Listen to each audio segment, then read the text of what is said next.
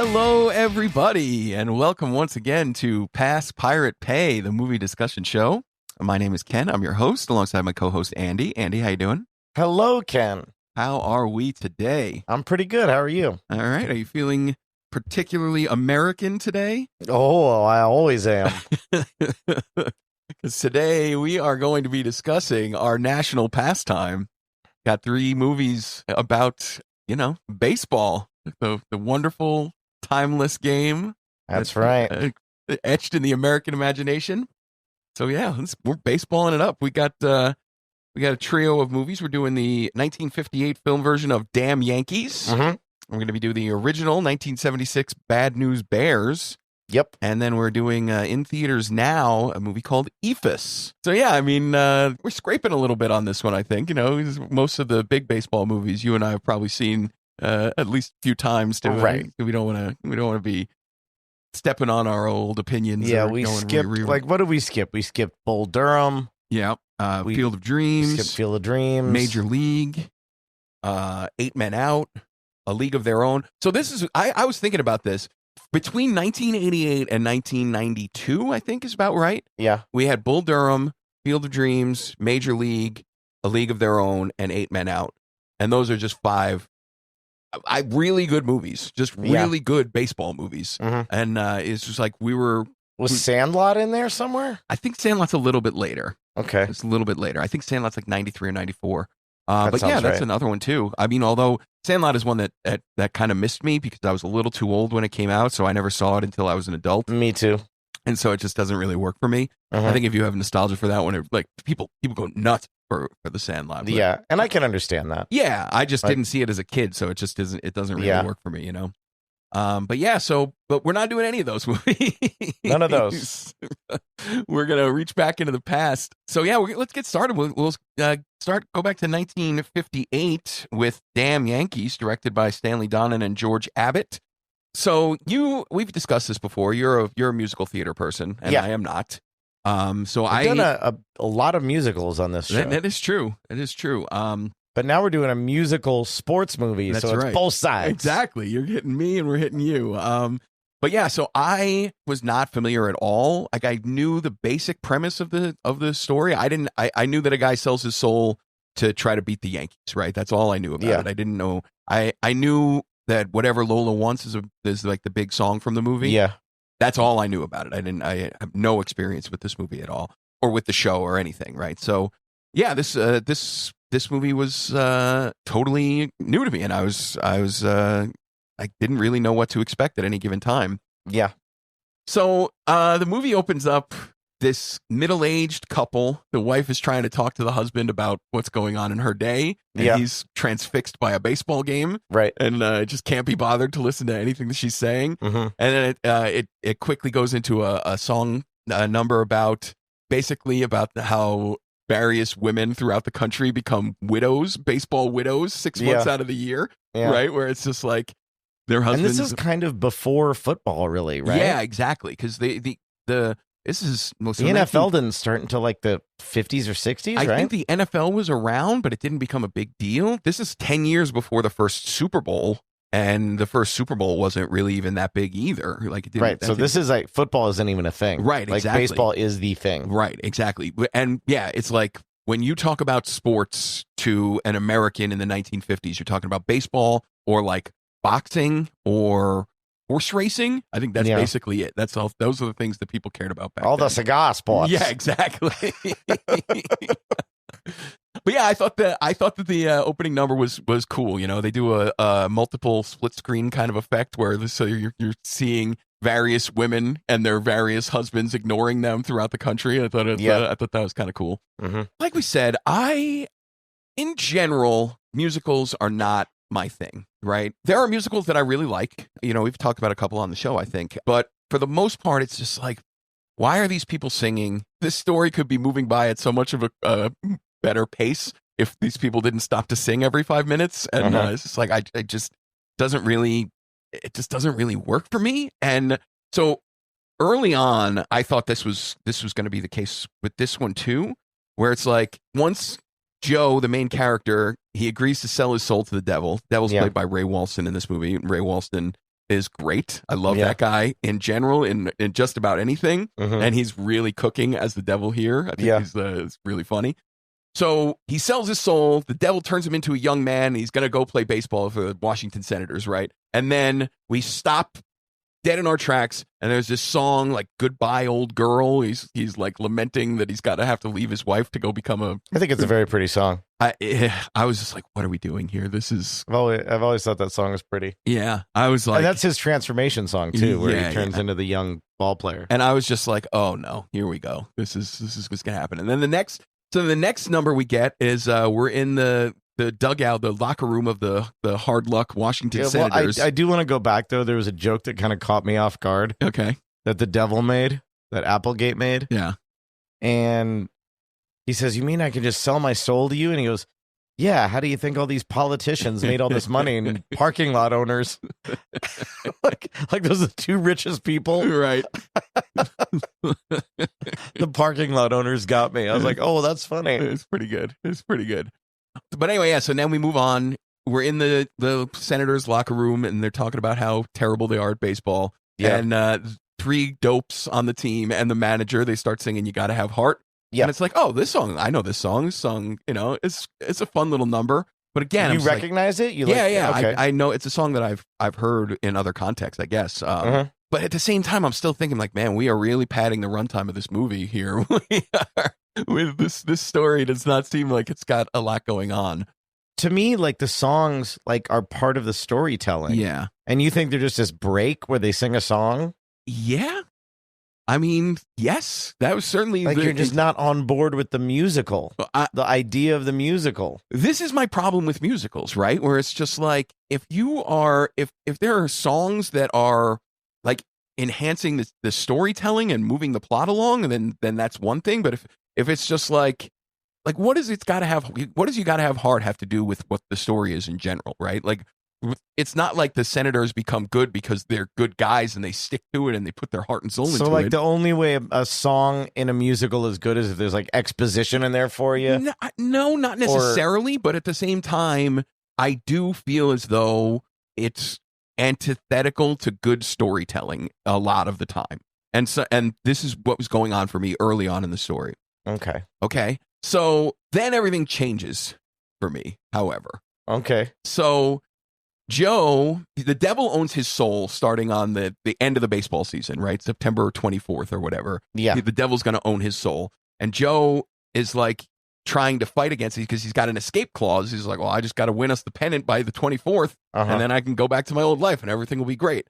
The through line is that he loves his wife, right? And so he goes, even though he looks totally different and his wife doesn't know it's him, he still goes and finds ways to spend time with her. Yeah. So the devil, Mr. Applegate, he's got a solution. He's going to sick Lola on him. Right. One of his finest home wreckers. Right, exactly. And this is her whole thing, right? She's been working for the devil for 100-something years. Played by Gwen Verdon. Played by Gwen Verdon, just not a person I knew. So there was I remember the show. I think I mentioned that before on the podcast somewhere, the Fosse Verdon. That Fosse Verdon, yeah. They mentioned a lot of things about this because Bob Fosse choreographed this. Yeah. And they mentioned a lot of things. This is where they met. Okay. But yeah, other than that she was played by Michelle Williams in a TV show really a few years ago, I had no idea. And that's the first time I had ever heard the name Gwen Verdon. I don't know her in any other context. So the first number that she does, she's singing to the devil about how she's going to seduce Joe. And it's a little brains, a little talent. Mm-hmm. And fuck me, man, it is delightful. Oh, you liked it? Amazing. Like, Lola is a really cool character. And from the point when Gwen Verdon comes on screen as Lola, I feel like every part of the movie that doesn't have her in it is a total waste of time. Oh, yeah? I think she is absolutely fantastic in this movie. She's funny. I love the way she dances, like the really weird way her body moves. That's Bob Fosse choreography, that weird Super turned strange. in, like stylized. She's Bob Fosse did all the ballet stuff that everyone had been doing for years and years. Yeah. He reversed it all. Yeah. He changed all of that. So yeah, it's like I was immediately turned right around, right? To the point where there's another number in the movie where it's Gwen Verdon and Bob Fosse dancing some kind of like mambo thing. Oh yeah, that's the one I didn't like. Oh really? I've never liked that number. I was like, I'm watching it and I'm like, what the fuck what are they doing? What is this scene doing in this movie? And then I was just like, wait a minute, I don't care. This is awesome. I will watch this should be 5 times as long. I will watch these two idiots dance. Like this. It's a great number on its own, but I really think it's wedged in. It feels totally. This is my whole thing, right? There's so much of the musical as a genre is just like, let's put music on this thing that doesn't really need it, right? Right, but here's a thing where we have the devil, and he's trying to buy this guy's soul to be on a baseball team, and they have songs about baseball, and they have songs about home wreckers because we need the home wrecker to go in. Right. The devil sings a song about reminiscing about the good old, which I love that number. Yeah. And then now we put in a giant mambo number. Like, it's got nothing to do with anything else that's happening. Yeah, don't you understand? You're saying exactly what I'm saying. This is time padding. This is all it is. But when it's done, the reason that was my favorite number of the whole show, the whole movie, is just because it's so cool. It's just so fun to watch. It's like, okay, if you're going to waste my time as a musical, at least make the time wasting to fun. Yeah. And that's exactly what it is. There was a whole part in the Fosse Verdon show about how they were going to try to pitch this. Yeah. Because they really liked the mambo number, but they had it for some other musical. Yeah. And they said, well, we should put in Damn Yankees. Yeah. And it was a whole big thing.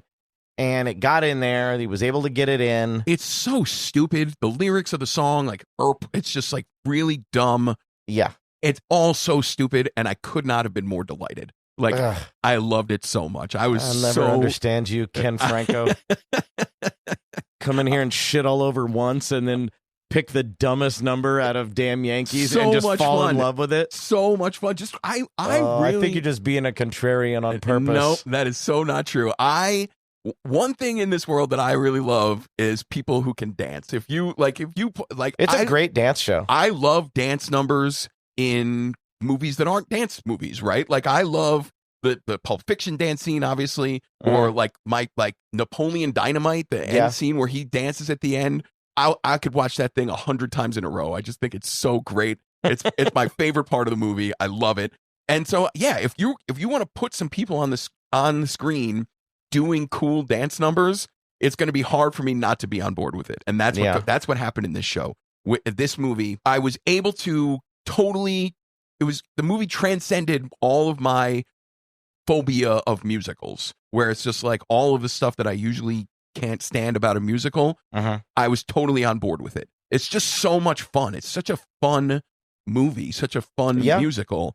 I've always loved it. Yeah, I was totally on board. Gwen Verdon and Ray Walston they're both so good in this movie. I just really, really enjoyed their chemistry together. I like Ray Walston, like the guy who plays Joe. I don't even remember his name. He's just nothing. Yeah. But like all of the stuff where she's interacting with him, or when Ray Walston is interacting with him, they're great in those scenes. It's so cool. And then there's a big dance number at the end. I think it's after the Senators win the pennant, and so. Yeah, he missed the escape clause. He missed the escape clause. So Lola and Joe are drinking at this club, and then they do this whole big, huge dance setup again. Giant dance number. Really good again. Just really super fun. And I was just like, fuck, this is great.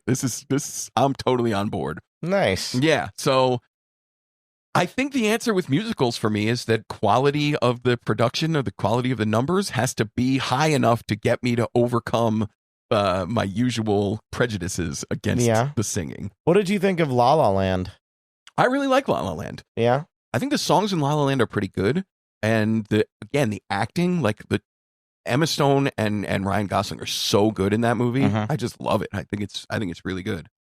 All right, on. So is that all you got with? Yeah, I think that's all I got. Damn Yankees. So what would you give Damn Yankees, Ken? A pass, pirate, or pay? This astonishing to me. I am going to give this movie a pay. That is astonishing to me as well. I would have lost that bet. I would never have imagined going into the movie, or with like 15 minutes into the movie, you could not have convinced me that I was going to make this thing a pay. I am a pay as well, but I'd have lost that bet. Yeah, man. I found it to be delightful.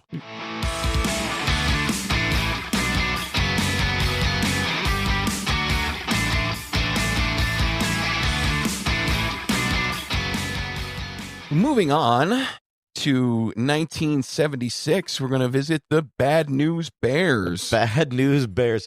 Directed by Michael Ritchie. This took me by surprise. Okay. there are some movies out there, and I'm sure you've had this as well, Yeah. where you just think that you've seen them, and because they've been in the zeitgeist for so long, right? And you just think, yeah, at some point I saw that, Yeah. And then you realize when you actually sit down and watch it, you go, oh shit, yeah, I have never seen this, right?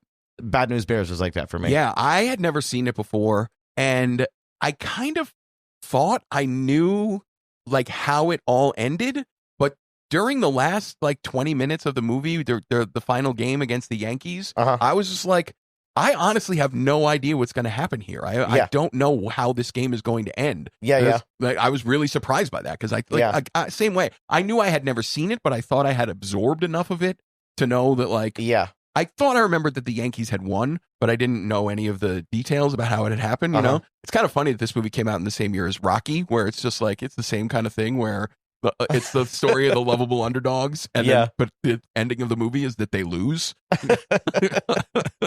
But I had never seen this movie, but when I was a kid, The Mighty Ducks was a big movie for me. Have you ever seen The Mighty Ducks? I think. Yeah. So The Mighty Ducks is the hockey version of this movie, almost like character for character. And it's like the whitewashed, Disneyfied version of it. And watching this movie, all I could think of was, how did I ever like The Mighty Ducks? It doesn't make any sense, right? It was pretty rough, man. Yeah. And awesome. It's not, this movie, it's a little bit too much for me. I feel like it really did feel like the 70s, though. Yeah. Like a guy just drinking booze and driving around a car full of children. Like, I've been in that car. Yeah. Yeah, man. Like, yeah, it's funny. They set the tone right off the bat, right? The first scene of the movie, you see Walter Matthau in his car, and he opens up a can of beer, pours a little of the beer out so that he can find room to pour whiskey into the beer can. And Tatum O'Neal, his name is Buttermaker, and she calls it Boilermaker the whole time. But yeah, so this is definitely the rough around the edges version of The Mighty Ducks, and for sure this works better, even though it doesn't all the way work for me. It seems to me like there's a lot of movies from this period, right? Because if you think about it, not even like 10 years before this movie came out, like there were no ratings on movies, right? There was no MPAA. And they were all G-rated pretty much. Everything that got to be released had to like go through this censorship board. Yeah. And so movies at this time, it seemed like they were really making an effort to be like, look what we can do now. We're going to do this thing, right? And then it kind of corrected itself back too. Right. But I got the same feeling like during the French Connection that we watched a couple weeks ago, where it was just like, there's a lot of stuff where, you know, Popeye Doyle and his partner are like saying really horrible racist shit when they're going out doing their job. Same thing with these kids. And these kids are doing the same thing. Well, just one kid. Well, yeah. But yeah, it feels to me like there's a lot of effort to be made to be like, let's shock the hell out of people with what these kids are going to say. And that kind of stuff just always kind of bugs me. Like, I always think it's hilarious. Yeah, see, I know that people really like that stuff, but like, kids cussing is pretty hilarious to me. I don't know. This movie does a really good job of immediately setting up who these kids are, right? Yeah. And who Buttermaker is too, right? Yeah. Where it's just like, we have this opening scene where it's the first practice of the Bears, and like the kid's name, Tanner, who's like he's this tiny kid who wants to fight everybody, and he's just cursing and using racial slurs and just saying horrible shit as often as he can. And it's just like, we're immediately setting up who this kid is, and then there's the fat kid, and then there's the brainy kid, and it's just like you immediately know who all of these kids are and what their roles are going to be. Yeah. And like the super spaz kid, the booger eating spaz or whatever, the filthy kid. he's there too, but yeah, it does a really good job of characterization. Like you immediately get a feel for who these kids are so quickly, and that just it's good storytelling, right? Like you don't need a lot of exposition to go into who these kids are. You just get to see it. Or like Kelly, the tough kid. He just comes riding by on a Harley. Yeah, a young Jackie Earl Haley. Yeah. So yeah, he's just like, this asshole kid who doesn't give a shit about any kind of authority figures, and it's just like we immediately know who he is too. Yeah, and also there's a part where they want to get him on the team. Yeah. And Tatum O'Neal goes in and challenges him to air hockey and loses. Yeah. So she's like, I have to go on a date with him and see the Rolling Stones. So just imagine, like, in 1976, you could be like a 13-year-old kid and afford a Harley Davidson and tickets to the Rolling Stones. Right. That's like $10,000 each. Right. They're saying he's like, I guess he's some kind of criminal. Like, we see him hustling at the air hockey table for $1 a game, but like, where is he getting all this money for all this stuff? I just don't think things cost that much. I think you could probably get a Harley and tickets to the Stones for like $30. Yeah. But yeah, I thought it was pretty funny that, Tatum O'Neal, like, wagers her vagina against him joining the team to get him on the team, and loses, but he gets to come on the team. He decides to come on the team anyway. I thought that was pretty funny. But yeah, that's another just like a well-made character. The problem I have with this movie is that there's a couple. Like, the kids are so shrill. Like, it's so over the top how asshole-ish these kids are to each other, and to, especially to the kids on all the other teams. I get that it's like a reaction to the way that kids have been portrayed in movies up to that point in cinema history, right? Like, for the first 60 years of movies. Little rascals and stuff. Right, where it's just like wholesome and whatever. You're not allowed to have anybody say the kind of things these kids are saying. Yeah. So now to have 11-year-olds say them, man, it was awfully much to me. But the thing that really made the movie not work for me is that Walter Matthau as Buttermaker, his motivations as a character are totally incomprehensible to me from one moment to the next. Like, it just seems like he is going to do whatever the script needs him to do at any given moment, right? Like, at the beginning, he doesn't give a shit at all about anything the kids are doing. And then we need the story to move forward. The league is gonna, after one game, the kids are gonna fold the team. They're gonna surrender their team and they don't want to play anymore because they got beat so bad in the first game. And so then Buttermaker is like, no, you got to have some pride in yourselves. We're gonna do this thing. And he like rallies the kids all together, and he like starts to get all this affection for the kids. But then once they start to get good, the movie needs him to be an asshole. So he's just like, he tells Tatum O'Neal, who was like, he had dated her mother for a while, so he was kind of a father figure to her. So, but he's just like, he just tells her, I don't actually give a shit about you. Just go out there and pitch. I'm not gonna be your father, and I'll never will be. And then he's like, starts telling Jackie Earle Haley to cut in front of all the other kids when the ball is hit near them because they're all shitty at baseball. And he's like, we're gonna win this thing no matter what. And he just like totally, all of the affection that he started to develop for the kids goes away, and he's just like, I'm gonna win this thing, and it's what's gonna happen. And then they reverse that at the very end too, where it's like, I don't even care about winning anymore. I'm just gonna let all the spaz kids come out and play. It's just like, none of it made any sense. None of the things I that thought he was it made doing. sense. I thought these were internal struggles that he was having. But I thought that at the beginning, when they asked him to do it and he didn't want to do it, and then he formed bonds with these kids, and then they said, we're going to cut it, and he's like, no, I formed these bonds with these kids. I care about them. Right, but then why does he immediately stop caring about them? Because then he gets drunk with the power of victory and winning, and he starts becoming a hard-headed coach, and then realizes that I'm an asshole. I'm an asshole like the guy on the other team. Right. The end of this movie is a sporting event where two adult coaches try to out asshole each other. Yeah, and they're both knocking the kids around, which is a very 70s thing. Oh my God, yeah. And that's not even a thing that, like, the stuff with the kids using the horrible language and stuff, that is supposed to be shocking. But when the coach of the Yankees comes out and slaps his son in the face, that we're not even supposed to. And when Walter Matthau's like jerking the kids around, and like shoving them into the fence. We're not supposed to think about that. It's just like, that's just parenting. That's just the 70s, baby. That's just parenting. This is what we're doing here. He's smoking cigarettes on him and everything, and giving them beers. They get beers at the end. Oh my God. But yeah, I don't know. I guess I thought it was a cool-ish kind of movie. I don't know. I wish it were funnier. I didn't. I laughed. I didn't get quite a that many bit. laughs. I thought it was funny, and I thought this movie, like, I thought there were parts where it didn't go where I was expecting it to, and, Yeah. and I had a lot of fun. I did really I enjoy. really had a lot of fun with it. Like I said, I did really enjoy the last game where I honestly didn't know what was going to happen. I really liked Walter Matthau in it. I thought he was really good. Yeah, I don't know. He didn't make me laugh. His character didn't make any sense to me. I don't know. He did not work for me. Like, I like the idea of curmudgeonly Walter Matthau, like, being around these kids, and like, it seems like a cool idea for a movie. I just wish it were executed a little bit better. I don't know. I wish it were funnier or made more sense. And that was my real problem with it. Okay. But yeah, I mean, I appreciate the way the ending goes, where so apparently in this little league they have a tradition of whatever team wins, they do a chant in support of the team that they just beat. Yeah.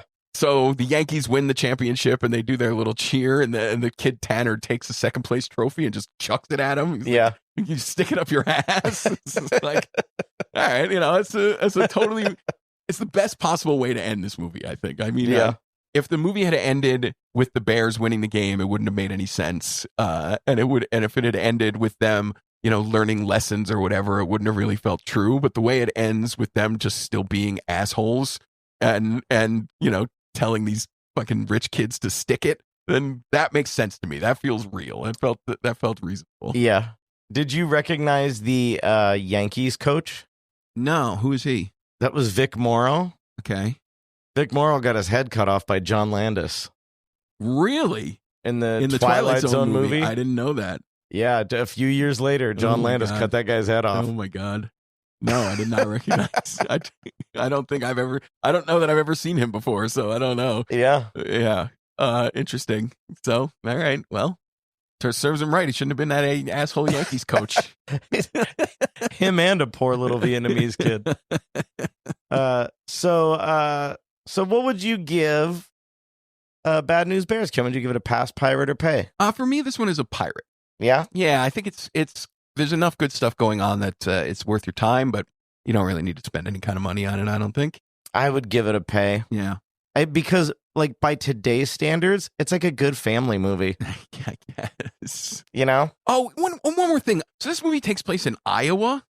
Where the hell are these kids' accents coming from? Iowa. No, That's that what it can't. said. No, it can't be Iowa. They said that.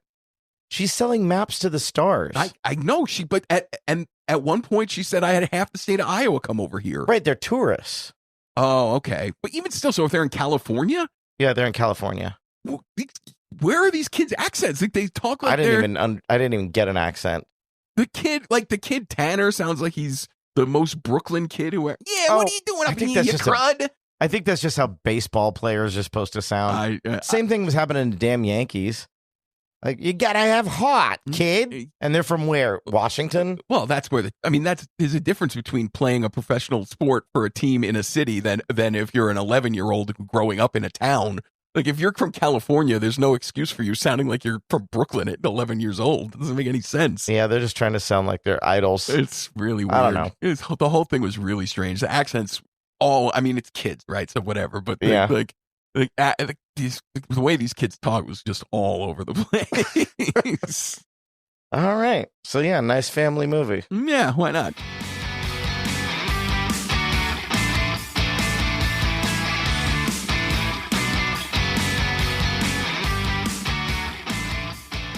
All right. Our last movie today is 2024's Ephus, directed by Carson Lund. Mm-hmm.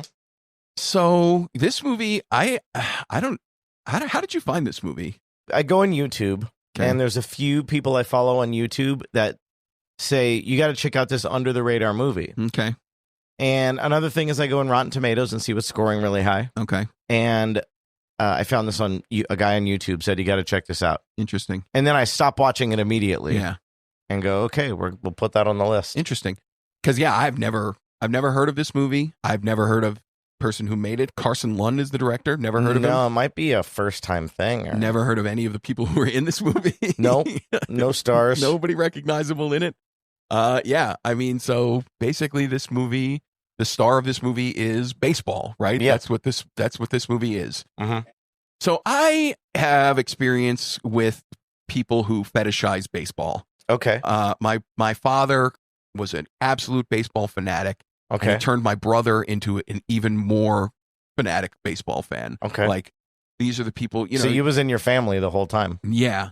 So you think about, whenever you see some guy in a visor in the stands at a baseball game keeping score, that's my family. Like that's the guy in the movie? Exactly. Yeah. Right. It's the James Earl Jones speech at the end of Field of Dreams, right? Baseball, Ray. Yeah, exactly. Like these are people for whom baseball holds all the answers to all of the questions of humanity. And like they watch baseball and it's like the highest expression of poetry, artistic, whatever. Yeah. This is just a whole industry. Like this is how baseball sells itself, right? Because baseball is boring. So in order to get people interested in it, you have to mythologize it, right? And it helps that, like we talked about, up until like the 60s, that baseball was the sport in this country. And this is the way, fathers and sons talk to each other, right? This is, again, that's the whole premise of Field of Dreams, where it's just like men are closed off to their emotions and the only thing they can get interested in is baseball. This is the thing that opens them up, right? So this movie, I mean, is 100% all in on the fetishizing of baseball, right? Is the old man, Franny, who's the guy who's keeping score and he winds up being the umpire after the umpires bail from the game. Yeah. He is this guy who's just like watching these two teams play at this field in New Hampshire that's going to be torn down. These are not professional athletes he's watching. He's just there watching these dudes who have day jobs play baseball against each other. And like he's looking at it and you could tell he's just like, this is the most important thing in this guy's life. Yeah, and it's very ritualistic. Right. Yeah. He comes to his little table and unfolds his table and has his books and he has those pencils and, just everything has his little place, you know. And then he's got a counterpart also in the stands. And that guy winds up bailing. Another old man, he winds up bailing early from the game. Somebody asks him, there's a food truck guy selling pizzas at the game. And when they ask this other old man if he's talking about he's hungry, he's like, "You're gonna get some pizza," and the guy is outraged that someone might eat pizza at a baseball game. Like, hot dogs, we need hot dogs. And all I could think about watching these fucking guys is this is what MAGA comes from. This is this is where the MAGA movement comes from, where these people are nostalgic for this thing for no reason other than that's the way it's always been. My dad told me baseball was great, so I now love baseball. I am totally nostalgic for it. Because when you listen to these guys who are playing the game talk about it, they're all miserable. They all hate it. Like, all they're doing is complaining about the umpires, about the field, about getting fucking drunk. Yeah. And it's just like nobody seems happy to be there. And yet they're all doing this thing ritualistically, right? Where it's just like, this thing is only consequential because this group of white men want to make it so. This is exactly what MAGA is. So that's all I could think of while I was watching this movie. This is a whitewashed, nostalgic version of what America is supposed to be. And every one of these fucking guys voted for Donald Trump.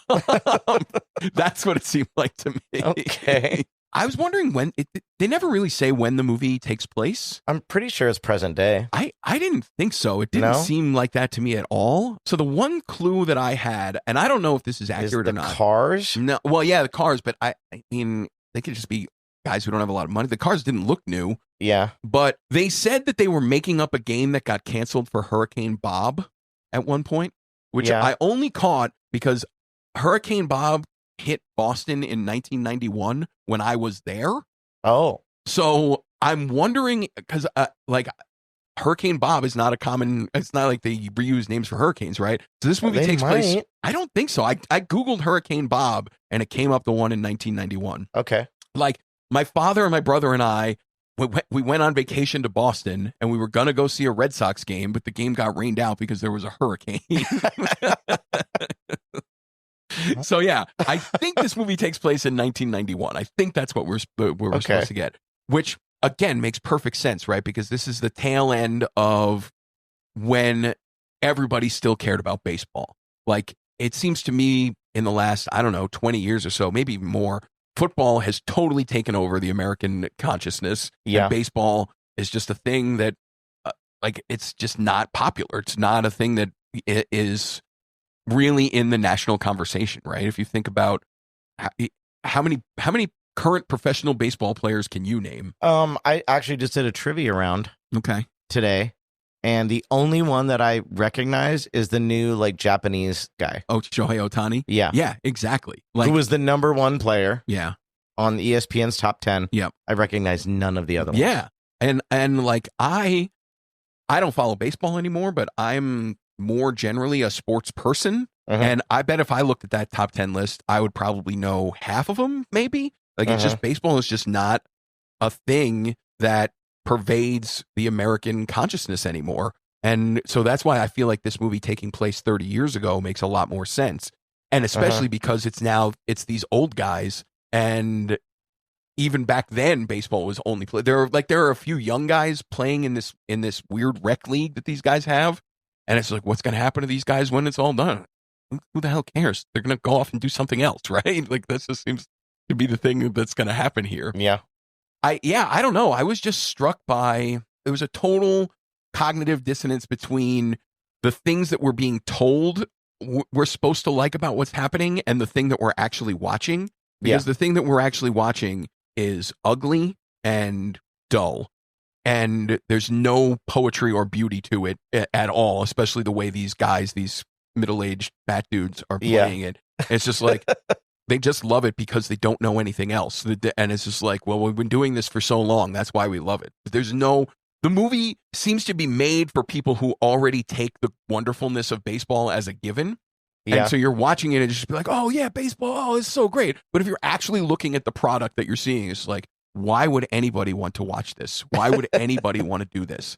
So there's a bit throughout the movie where one of the guys on one of the teams bought a bunch of fireworks, and he's like, once the game ends, we're gonna light off all these fireworks, right? Yeah. And all at the so you remember the Simpsons episode with Poochie? I don't know. Okay, so Itchy and Scratchy are getting stale on the Simpsons, and they introduce this in-your-face character called Poochie, and he's voiced by Homer, and everybody immediately hates him, right? But so the one episode of Itchy and Scratchy with Poochie in it, it starts off with Itchy and Scratchy about to go to a fireworks factory, and Poochie comes in and just starts spouting catchphrases and all kinds of stupid shit, and everybody hates it, right? And Milhouse is watching the episode, and he starts crying at one point. When are they gonna get to the fireworks? And that's all I could think about in this movie. You're threatening me with a fireworks display. This seems like the most interesting thing that could possibly be happening with all of these guys, and yet you're still forcing us to play this baseball game in the dark, where you've driven cars right up to the field so you can try to watch the game with headlights. And I can't even figure out how the game is still going. It's like somebody hits a ball, nobody can find it, the guy runs around all the bases and scores, but the game was tied, so if the guy scored, why is the game not over? It does, like, none of it makes sense. We're just it's like we're continuing to play this game just for torture. Yeah, I didn't get that. Okay. So I really like this movie because of all the things that happen like underneath it. Okay. And I think that these are guys that come to this baseball diamond, and yeah, they bitch about it and they complain about it, but it's like the ending of something, right? You know? And I think all of that plays to the ending of this, and they don't want it to end. I mean, I get that that's what the movie is trying to say, but like, there's nothing in the movie illustrates why we're supposed to be sad about this thing ending. Nothing about what these guys are doing seems in any way worthwhile to me. So it's like, I don't know. See, I thought you would like this because you don't like it when you're hit over the head with things. Yeah. This does not do that. No, that's for sure. This movie is all about very subtle subtext. Yeah, I agree. But the muted colors, and just like it felt like just a wind. The whole vibe was just this like winding down of something. Yeah. You know? Yeah, I don't know. I guess because because of my history with baseball, I can't look at this movie and think what is the value of this thing. That's all I can think of. The movie is not. It doesn't make baseball seem fun or interesting or exciting in any way. It just seems like a chore that these guys are doing because it's the thing that they've always done. And so like I don't understand. I definitely get that we're supposed to feel nostalgic and feel sad that this thing is ending, but the movie doesn't demonstrate why that is in any way, I don't think. So you could have used a little more sappiness, maybe? I don't know. They could have made it seem like these guys were enjoying themselves a little bit rather than just like, let's get through this thing, you know?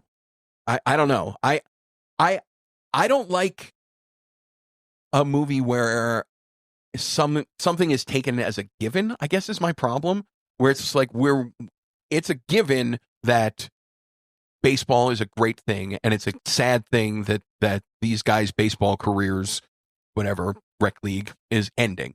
But I just don't understand why I'm supposed to feel sad about that from what is shown in this movie. Like it's a crappy little field with these out of shape dudes not enjoying themselves. So why is this a thing that we're supposed to be sad about going away? It doesn't make any sense to me.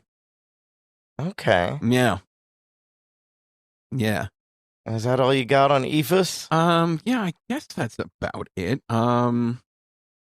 Yeah, I don't know. So the movie's called Ephus, which is like a lobbed pitch. You know, like a guy throws, and they talk about it as like the pitch is thrown so slowly that the batter like swings. It's like a magic pitch, right? Because it's going so slowly that the batter can't figure out how to time it, and he winds up swinging way too early because way too late because it's hanging up there forever, right? Yeah, and so we're using that as a metaphor for baseball itself. It seems like a kind of thing where it's just like it's the calm stillness of the thing that gives it its power or whatever. And I just didn't see it. I don't know. It's it's a thing that somebody says in the movie. You know, we're talking about this Ephus pitch and what it means, and we've named the movie this, so obviously it's supposed to be important to the filmmakers. And it's just like, yeah, I don't get it. I don't see the value. It's very strange to me. Well, Ken, so what would you give Ephus, a pass, pirate, or pay? This one's a pass for me. Really? Yeah, I did not find value in this movie at all. I was not. Okay, I would give it a pirate. Okay. I would give it a pirate because I felt that with a bunch of unknowns, I thought that it was acted pretty well. I really liked the Frenchie character. Okay. The whole thing didn't work for me. I don't know. Yeah, I did not enjoy my experience watching this movie. It was not something I ever want to revisit again. All right, fair enough.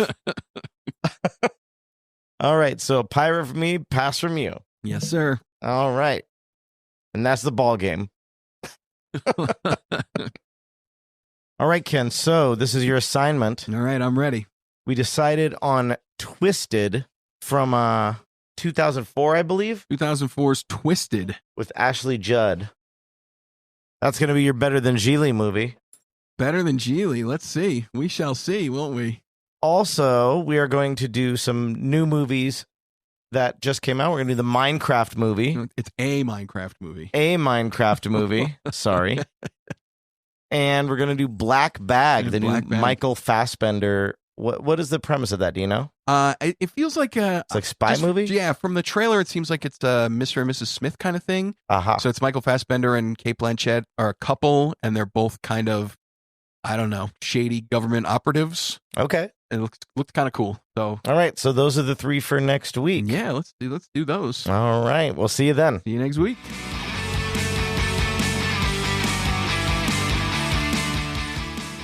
Thanks for tuning in to Pass Pirate Pay. This episode was produced by the one and only Andy Morris. If you haven't already, hit that subscribe button on your favorite podcast app. We'd hate for you to miss out on all the fun.